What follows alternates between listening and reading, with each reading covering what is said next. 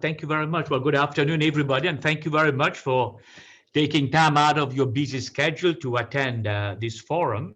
I know this is a very busy week, and as you know, I've been having this forum every month, and now we got this is our April forum.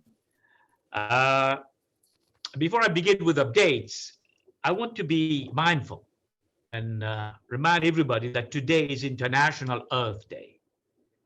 More than 1 million people worldwide will engage in climate action. Here in San Francisco, the Ocean Campus, we stand on the occupied land of the Ohlone people. In Native American culture, the earth is a living and breathing being that we must bow down to and respect. Let us not forget this, and let us not forget Mother Earth. Well, before I go any further, I don't know whether many of you have seen an email that came to you telling you to inform students about a UNICEF internship. I will let you all know that this is a scam.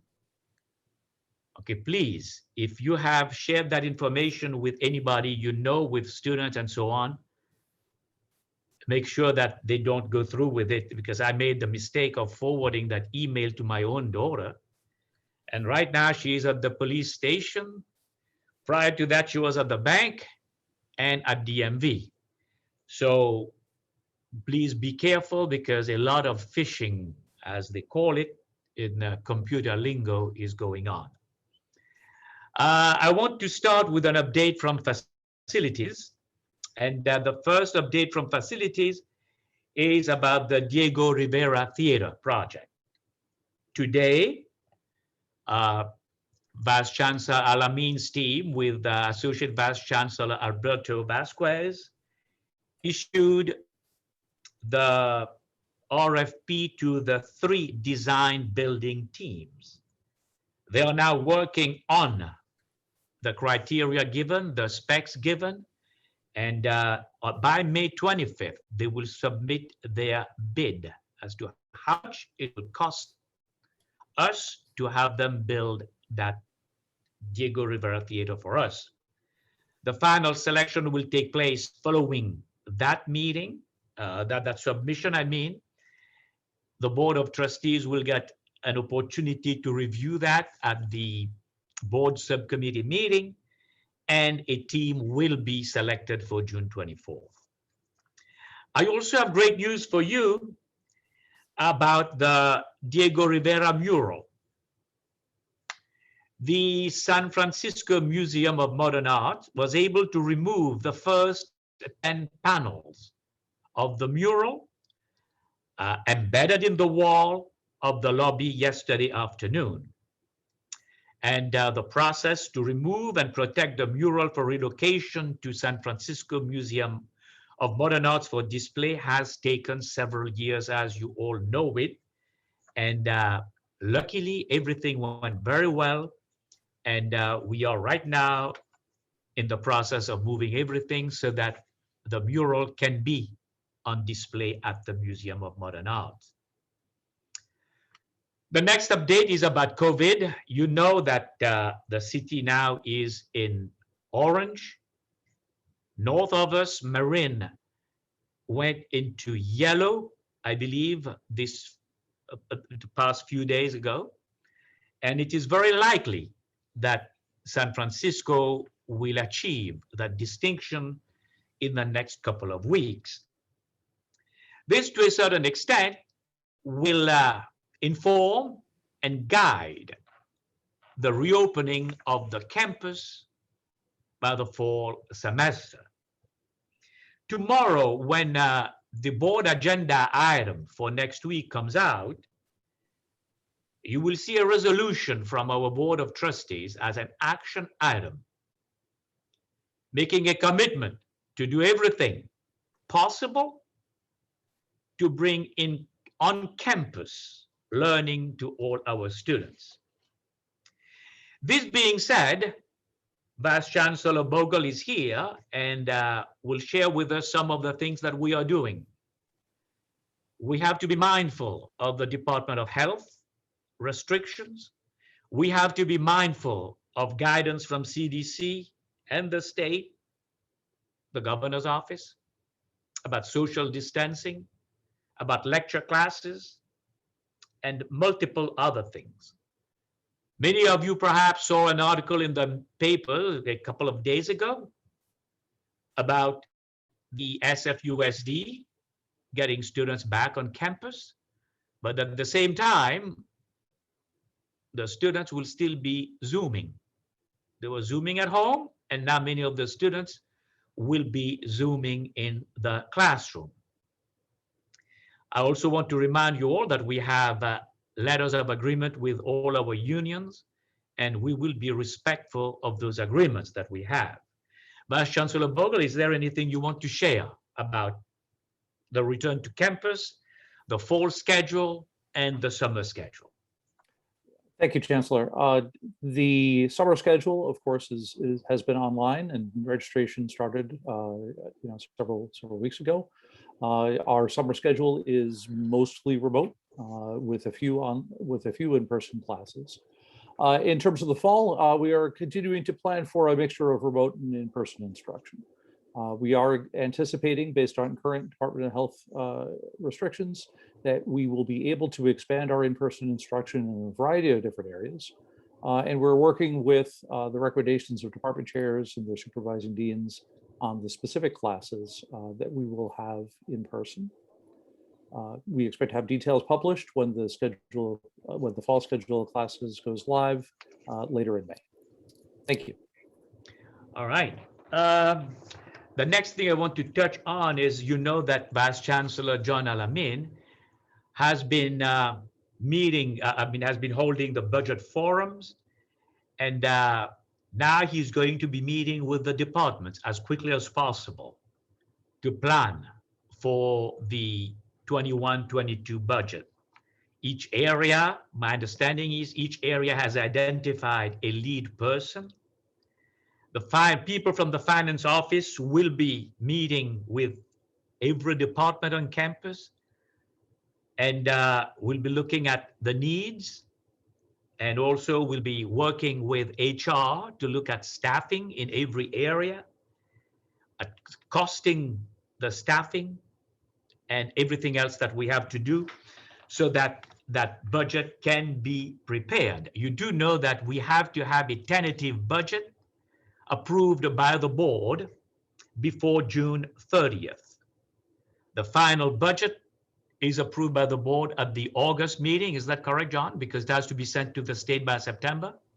That's correct. Okay. And Vice Chancellor Alamin, you want to share with us a little bit about the budget assumptions, some of the new things happening, the May revise, and everything else that we need to know about the budget.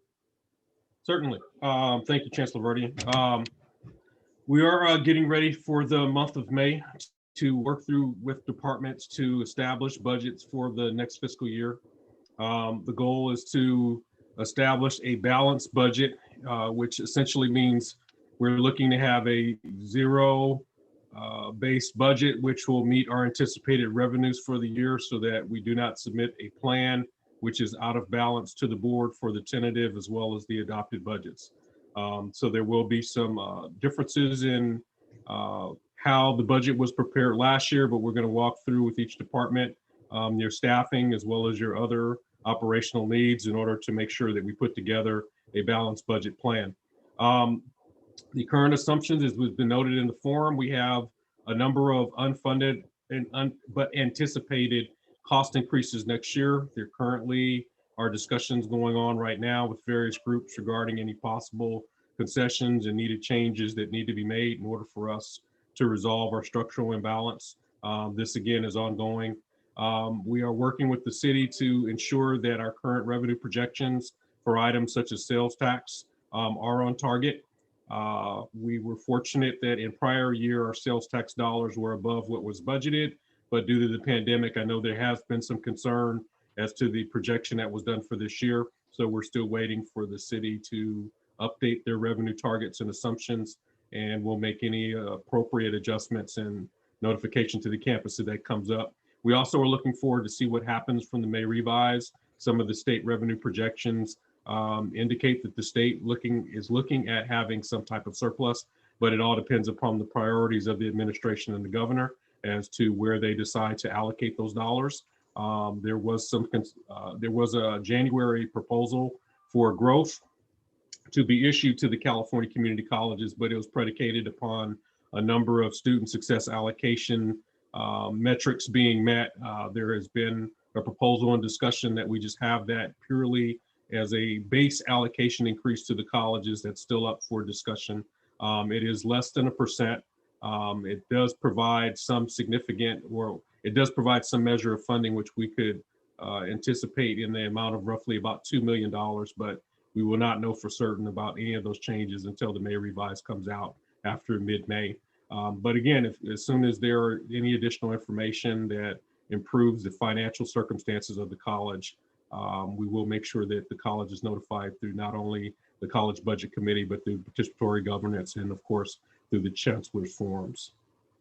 Maybe both you, Vice Chancellor Al-Amin and Vice Chancellor Bogle, maybe if you could a little bit clarify to the people in attendance today and to the whole community as to when will we know for sure the size of the fall schedule?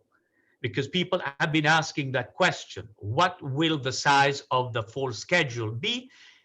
And it seems like unclear as to its size. Vice Chancellor Bogle and Vice Chancellor Al-Amin, could you please clarify for everybody the date on which we will know for sure the size of that schedule? Sure, Chancellor, I think I could chime in on this. We published initial instructional budgets to departments back on February 8th.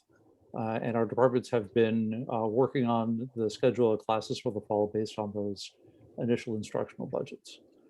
Those budgets, the size of the budgets were based on the board adopted multi-year budget enrollment plan that the board adopted this past November, which assumed some reductions in faculty salaries going into next year. I will say, though, that the initial instructional budgets assumed some level of concessions with AFT. We have been engaged in discussions with AFT for the last several months, and yet we have not yet come to an agreement. So you're asking for a date. I think what I would say to that is that we are continuing our discussions.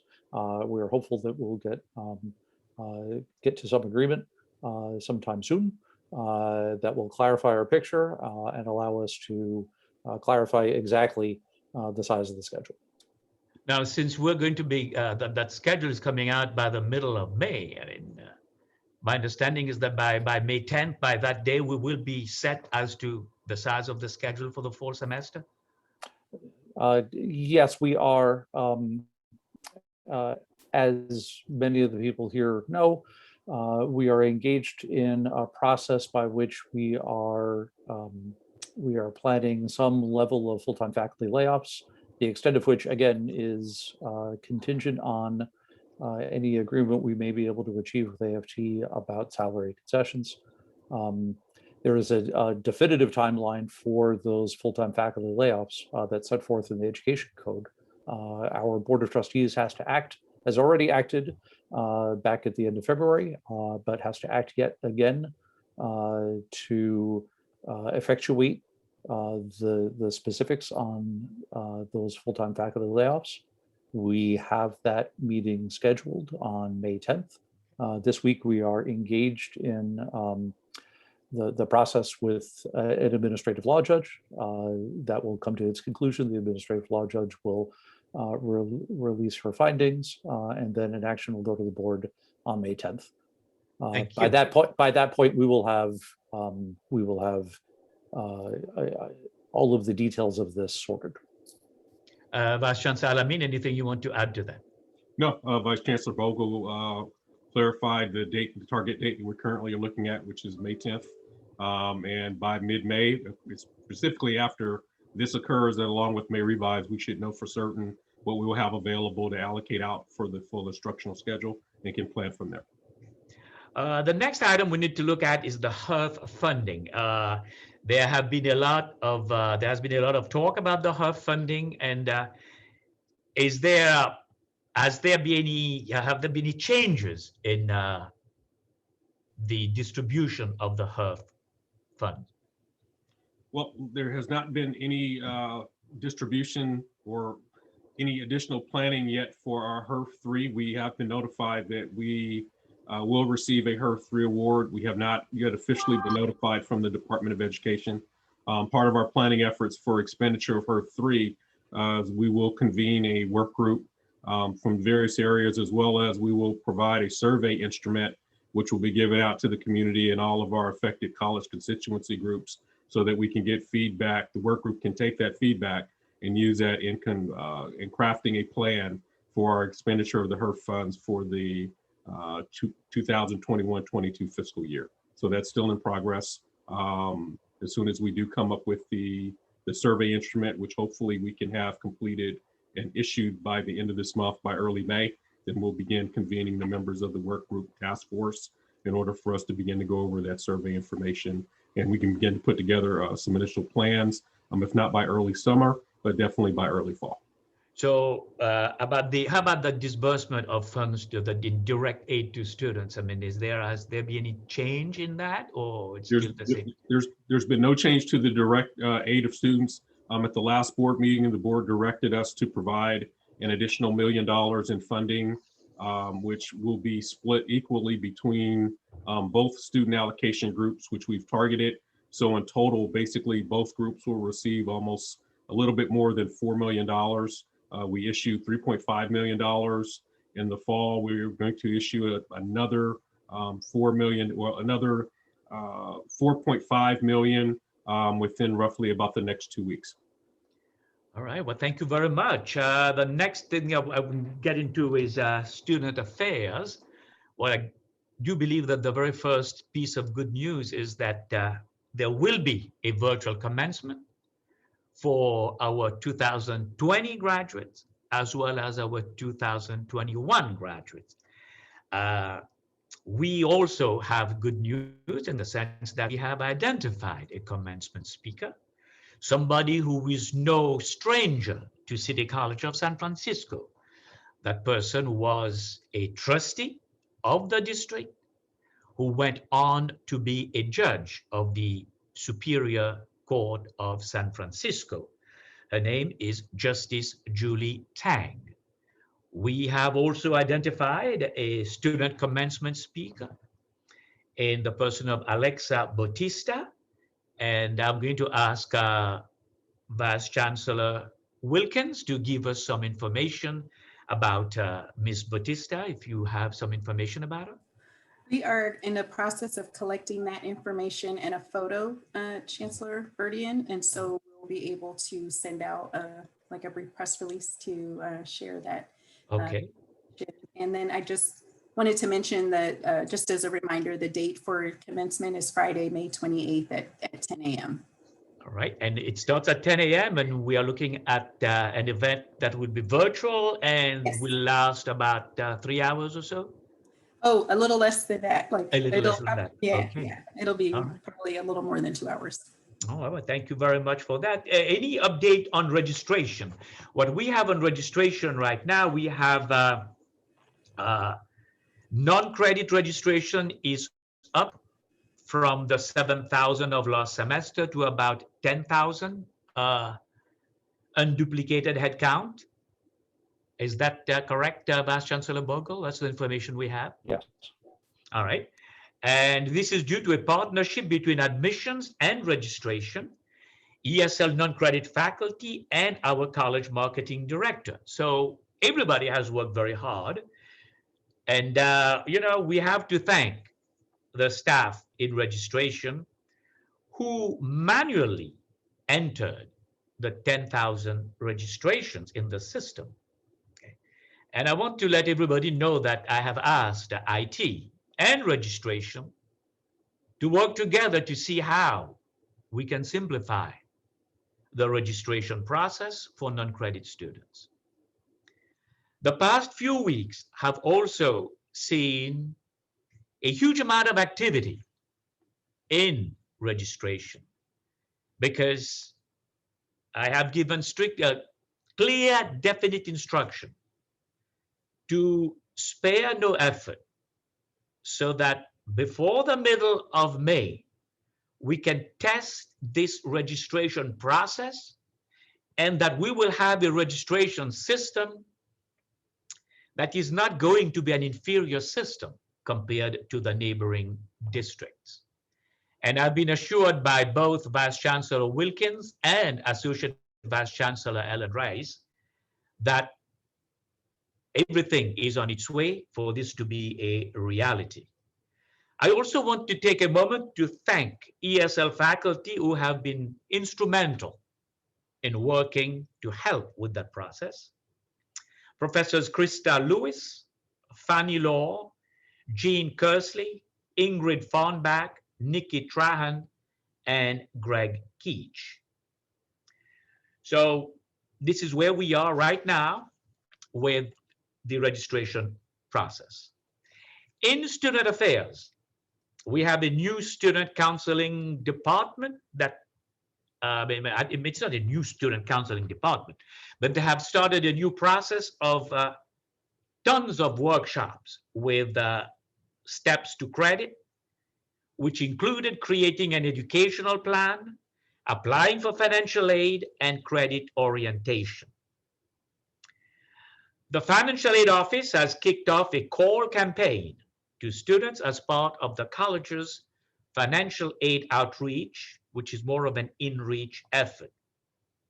Associated students hosted a candidate forum for students to meet the candidates running for elected positions. The elections are currently taking place and will end on Friday, tomorrow, in fact, April 23rd. And those students who haven't cast their vote, well, I urge you to do so very quickly.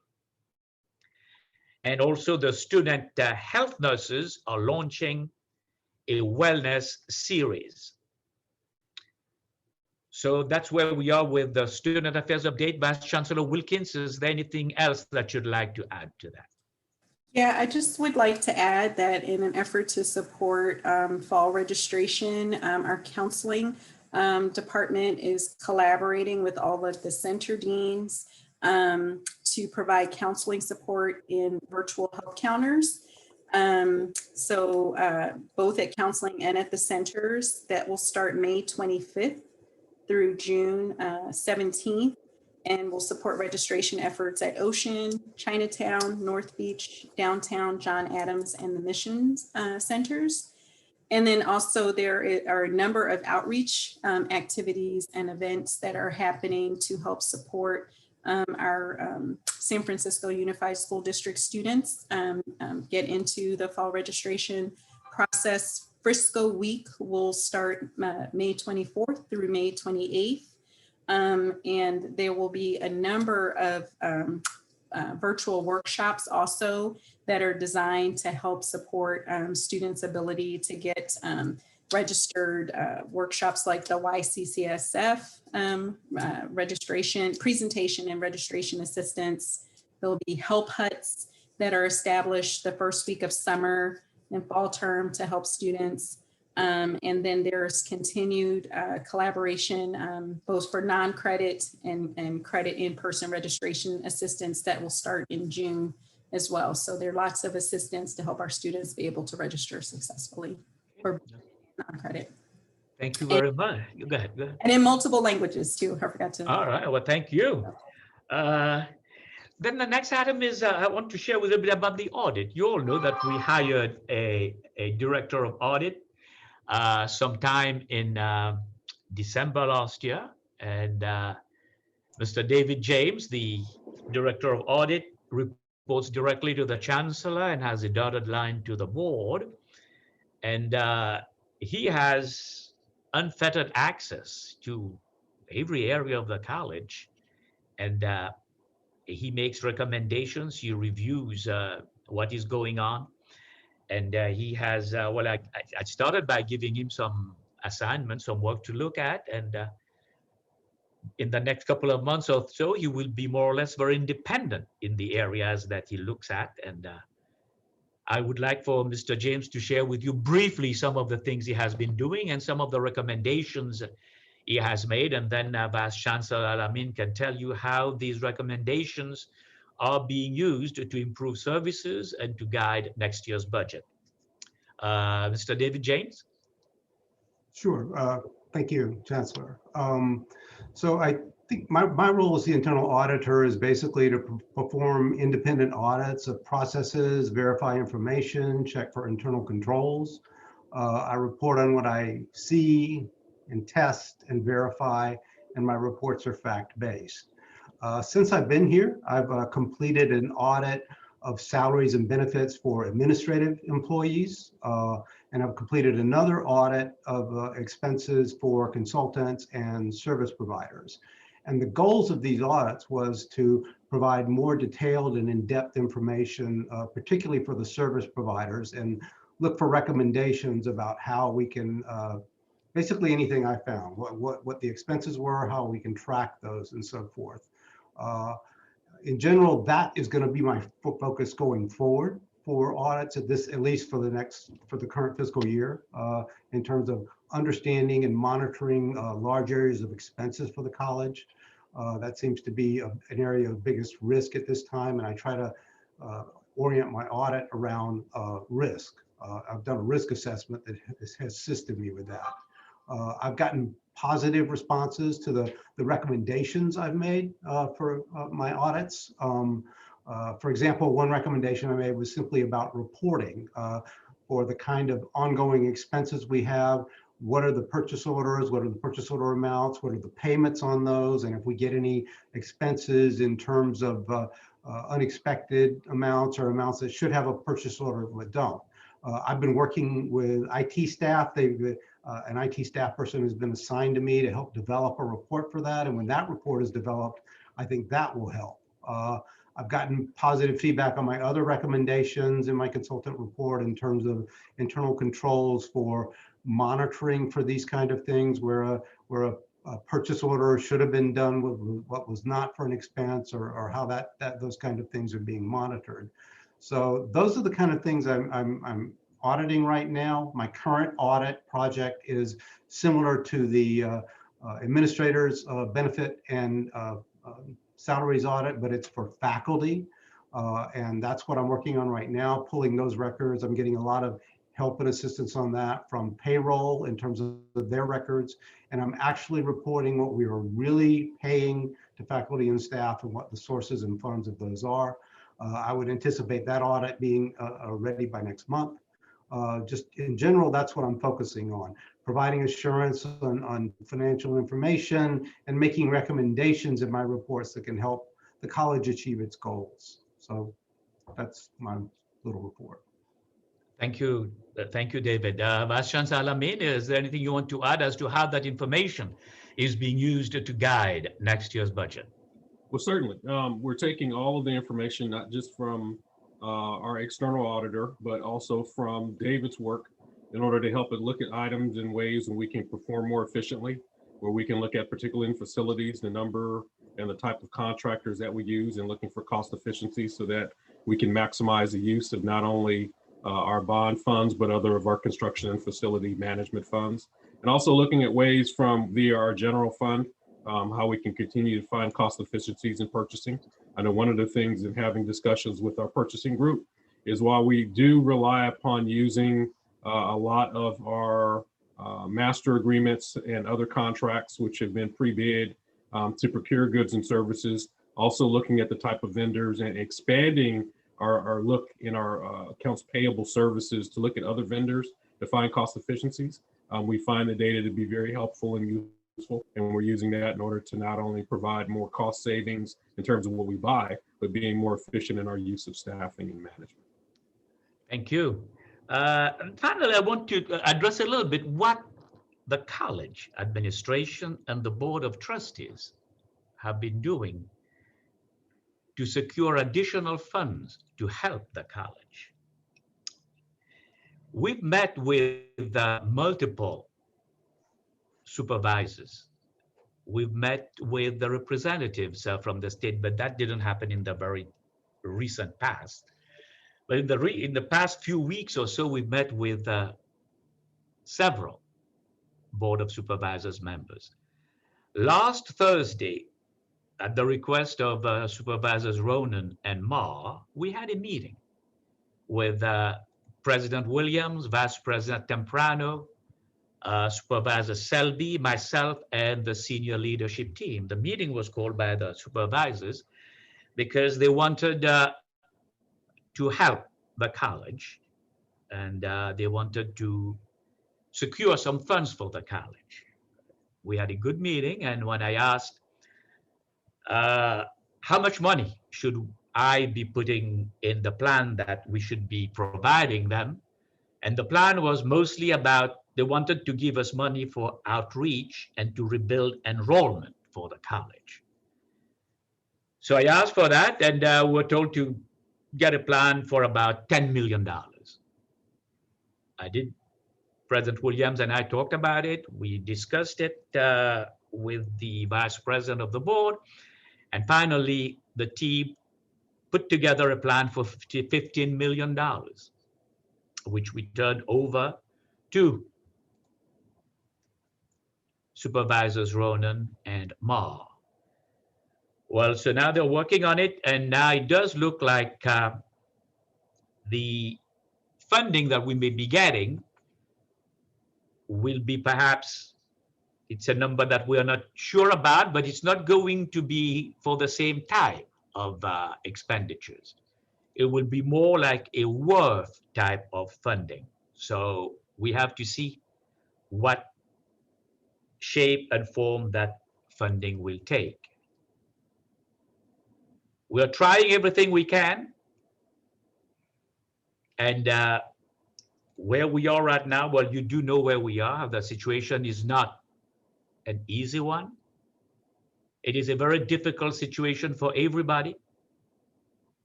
You do know that there are hearings going on right now.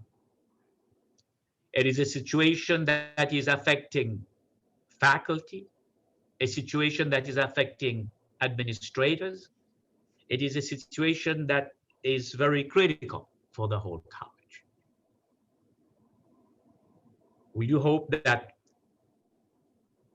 ultimately we should be able to come out of this, and the college will be on strong footing. So that's about all I have to share with you. There's also one thing, maybe I'll just share that with you, because I did mention that to the board, to the supervisors with whom I met last week, and I also shared it with our own team and our board of trustees. There is a way for the college to get about $10 million annually from the city without the city having to find any additional money for that. And you can correct me if I'm wrong, Vice Chancellor Alamin, or Vice Chancellor Wilkins, or Vice Chancellor Bocum. You do know that we have free city. And free city does not require the students to fill FAFSA. By not filling FAFSA, the city is paying the fees for students who would have been covered because they qualified under FAFSA. So the city currently is paying the $46 per unit tuition for those students, and we send that money to the state because that's how it works. But if those students fill FAFSA, then that fee will be waived. The city will not have to pay that.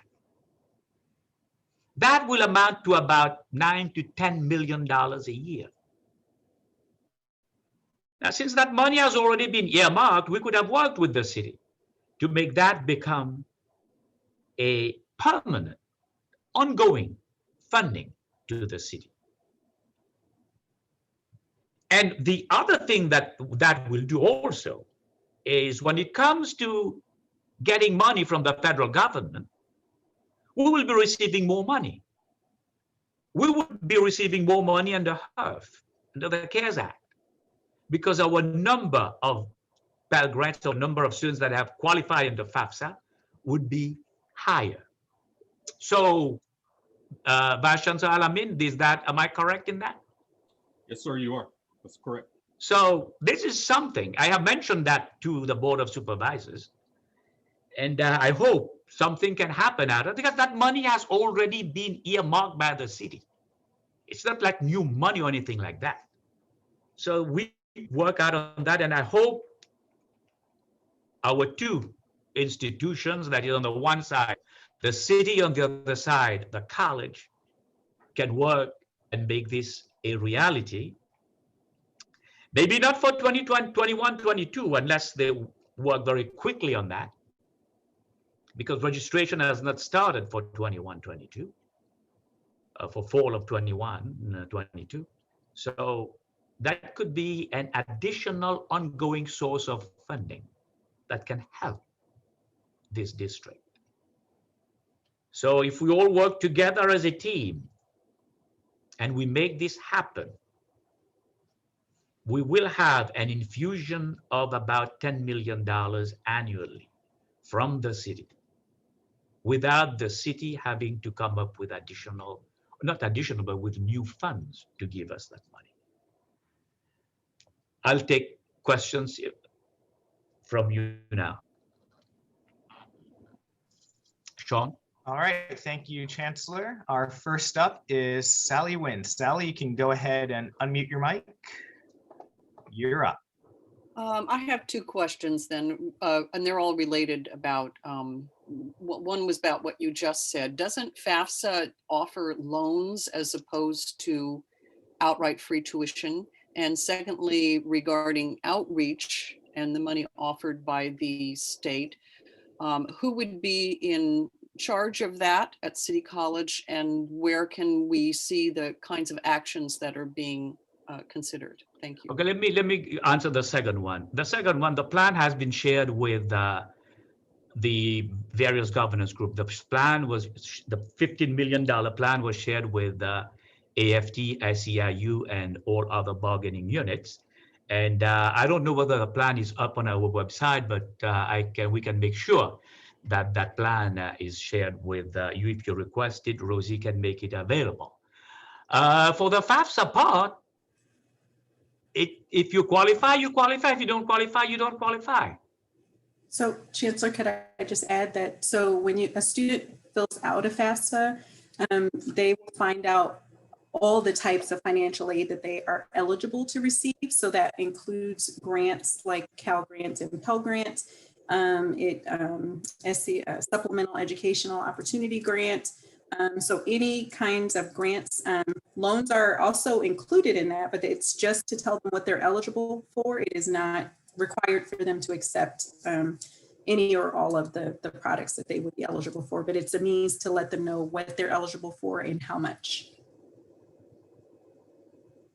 And I see a comment. So for students who are not eligible to complete the FAFSA, there is also the DREAM application that they would complete instead. So thank you for that comment.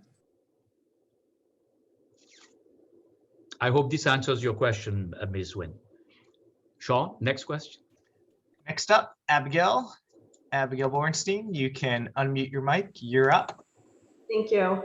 So I'm extremely concerned with the cuts going on in the computer networking and IT departments, especially our web development program, our tech support program, our cybersecurity program, especially the status as a center of excellence for cyber defense is potentially in jeopardy with the cuts. So here's my question. So CCSF received a 5-year multi-million-dollar grant from the Corrett Foundation, which CNIT faculty, especially Richard Wu, was part of, giving input on that.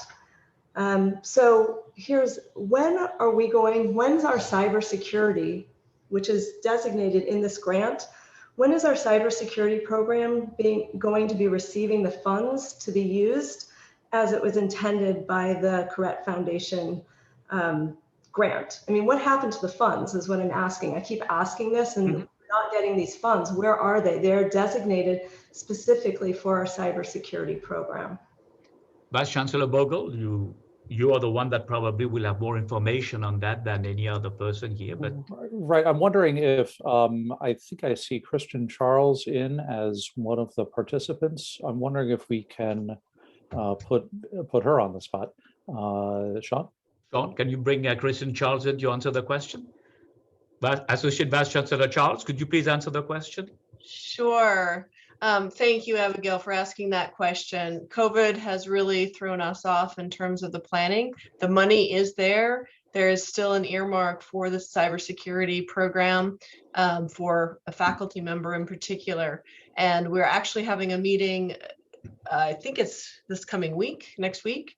And then we will have to just kind of get our feet underneath us. And then as soon as possible thereafter, we will be having a larger meeting and bringing in the department chairs and relevant faculty to have a conversation about how we can kick that off as soon as possible. I hope this helps, Ms. Bornstein. Sean, next question.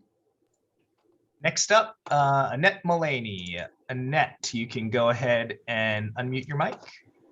Thank you. For last Thursday's meeting with Supervisors Ronan and Marr, were faculty and/or student representation invited? And you said a lot of that money you're asking for is for outreach and to rebuild enrollment. Last month, you said the state sees the school as serving no more than 18 to 20,000 students. What kind of numbers would we be going for under these initiatives? Thank you. The meeting was called for by Supervisors Ronan and Marr. They had invited myself, the president of the board, and vice president of the board, and Trustee Selby. And the president of the board, who was in charge for the college, had requested that I bring senior leadership, which I was going to do, to meet with the two of them. So they had said that they would offer money for outreach to help us with enrollment, because they are as concerned as we are with the decrease in enrollment. In case you don't know, that last week we submitted our paperwork to the state for our current enrollment for the 2021 year. And that number was 12,600 or so full-time equivalent students. So they wanted to help us with the outreach part. And when I asked how much, they said $10 million. So that's what we were doing. And now we will work with that money, if we get any money, to attract as many students as we can. Now, there is a difference between unduplicated headcount, that is a person who shows up at the college, and what is considered to be a full-time equivalent student. We can have 50,000 students coming to the college. But if each one of them is taking only one 3-unit class, that 50,000 students will be roughly 10,000 full-time equivalent students. One full-time equivalent student is equal to a student that is taking 15 units every semester, right? That's what is a full-time student, full-time equivalent student. So what they do when they compute that is we count how many units we are offering in all that are taken by students, and we use that formula, and that's how we get that. Let's say we have a teacher who is teaching a class with 35 students, okay? And that class is a 3-unit class, okay? So now when you use that formula, a class of 35 students, a 3-unit class, let's say it's psychology 1, 3 units, 35 students. That class will give us only 3.5 full-time equivalent students. Okay. I saw somebody there that said it says 12 units is a full-time student. That's for registration purposes, for your financial aid purpose, and so on. But for the purpose of the state, for apportionment, a full-time student is equal to somebody taking 15 units. And like the example I gave you, that class of 35 students taking a 3-unit class, that gives us about 3.5 full-time equivalent students.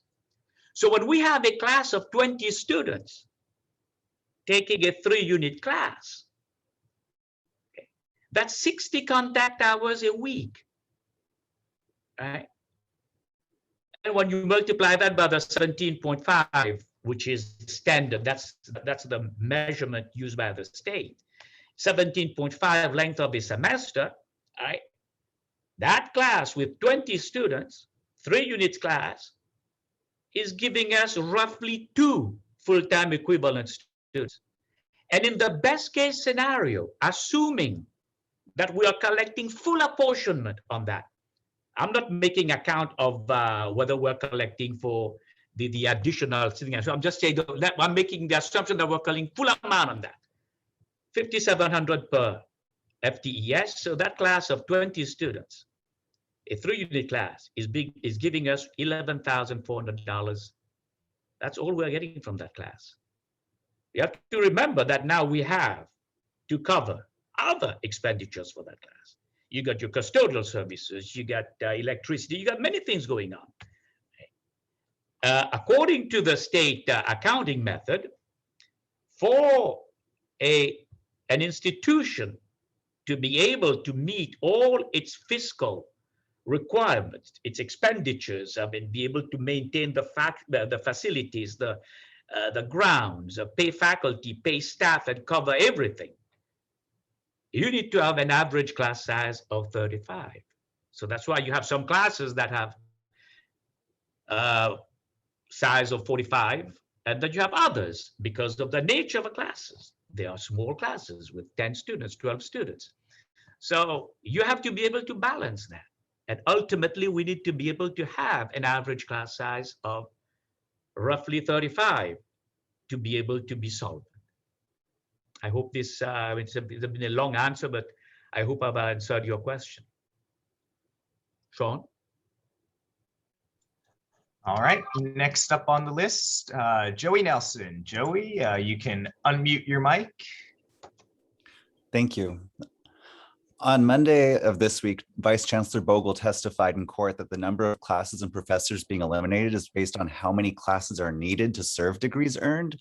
What is the rationale behind this decision that flagrantly ignores that a huge proportion of students are not degree seeking and that the majority of the funding of the school is not through degrees earned, but through students taught, no matter that students' particular goal or pathway to education? Even with the misplaced goal of only serving degree-seeking students, we will always need to serve more students than achieve degrees. Under the best of circumstances, some students will not reach their degree earning goal due to the complications of life or the realities of needing to pay rent in San Francisco. Why would the chancellors and the board constrict the school's ability to serve the students that generate revenue, even with the immoral intent of only serving students with the goal of earning a degree? I'm also curious as to what the salary and benefits concessions that the chancellors and the board are intending to take for themselves as they ask for concessions from people paid less than half or 1/3 of their own pay. You have many questions in that statement you just made. I just want to clarify a few things. It is not the intention of City College of San Francisco to just serve students that are degree pursuing. That would defeat the very mission of the community college system of California. The mission of the community colleges in California, I can't speak for other states, in California, is to ensure that you provide instruction not only for degree-seeking students, for transfer students, but also for students who are pursuing a career, for students who are changing their career, for students who want to improve themselves, for students who want to learn things new. In other words, the system is supposed to be working with students of all ages. But at some point, you can't be offering every single class that the people of San Francisco would want to have. Many of those classes fall perhaps under other jurisdictions. What Vice Chancellor Bogle was trying to say, I mean, I don't know what he said. I wasn't there. I didn't hear him. I'm going to ask him to clarify what he said. But our goal is to serve everybody. And as we said earlier on, the funding covers is based on the number of full-time equivalent students that we serve for a portion of it. And then there is a minor portion which is based on the number of degrees that are awarded on the, and there are many other things that come into play in that, so that we can reach the $5,700 per full-time equivalent student. Vice Chancellor Bogle, maybe you might want to clarify what you said. I have several things I'll mention. The majority of our credit students, and a more than not just 51%, but a large majority of our credit students are seeking some kind of goal, whether it be transfer, certificate, degree, and so we need to be responsive to that. As we are thinking about our instructional budgeting for next year, we are taking into account the number of expected graduates we have in each of our different programs. We need to make sure, given the college's financial situation, we have some reductions to make, but we want to make sure that to the greatest extent possible, we're still leaving open enough bandwidth, so to speak, for the number of expected graduates we would have in our different programs. This is a challenging task given the size of the college's budget situation, but it is certainly one of our goals. And in keeping with the 4 primary mission areas of the college, providing classes for students who seek to transfer, for career education and certificate, for associate degrees in arts and sciences, and for basic skills in English, ESL, and transitional studies. Thank you. If I may add to that, I mean, if we look at the latest numbers we reported for enrollment, credit, as Vice Chancellor Bogle was mentioning, for the credit side, we had 12,350 full-time equivalent students. And the non-credit side, we had 303.98 students. Sean, next question. All right, next up is Patrick Toby. Patrick, go ahead and unmute your mic. You're up. Okay, well, thank you very much. This is sort of a follow-up to Vice Chancellor Alamin's statement that that we're moving forward with the Diego Rivera Theater project, which is wonderful. My concern is that the last meeting was indicated that the end users would have input into this selection process. And I just want some clarification or some promise that we will be part of the choosing of the final firm. I think it's vital that the end users have some say in what transpires in the building.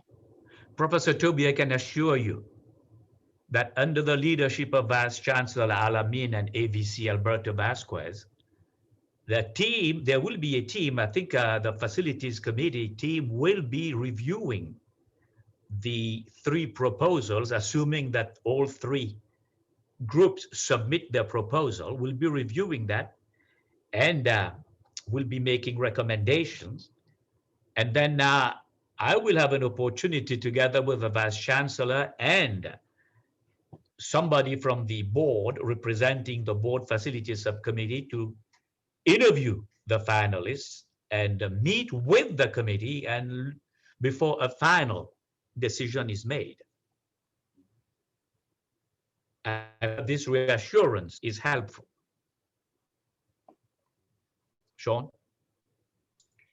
Next up, we have, and I'm going to apologize if I mispronounce your name, Sisse Guga. Sisse, you can go ahead and unmute your mic. You're up. Thank you. You pronounce it right.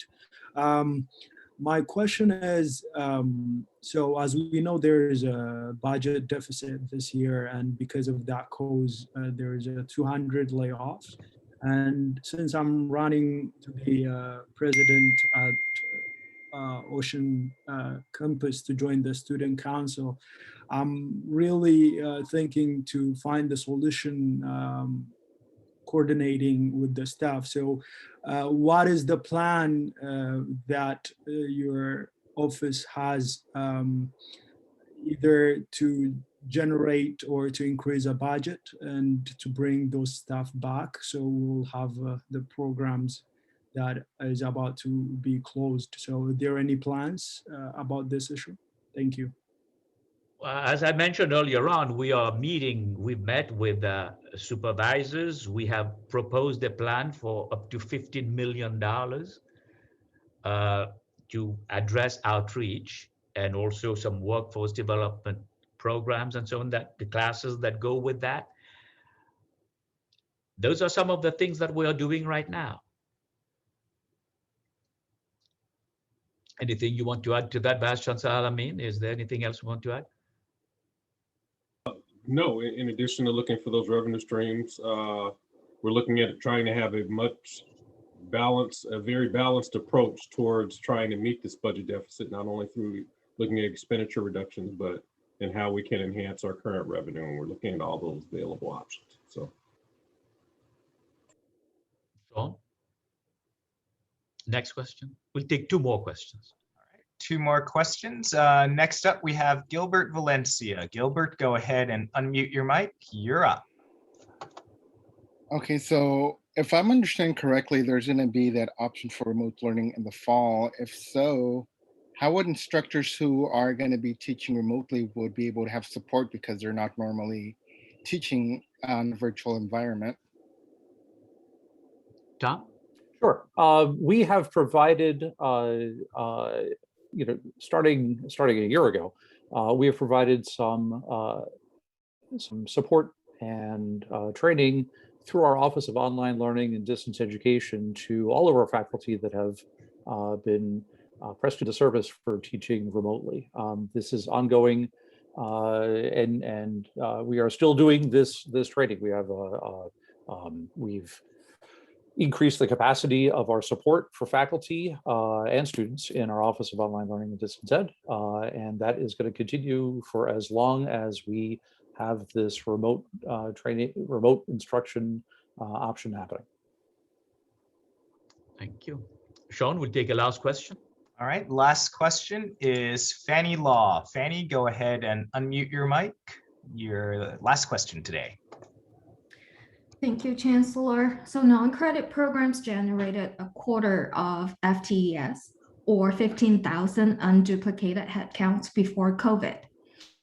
During shelter in place last spring, non-credit instructors were told that we're not expected to teach. However, faculty continued to engage with students as best as we could, and eventually we received some resources such as in-person registration and funding of faculty advisors after Chancellor, you joined the college.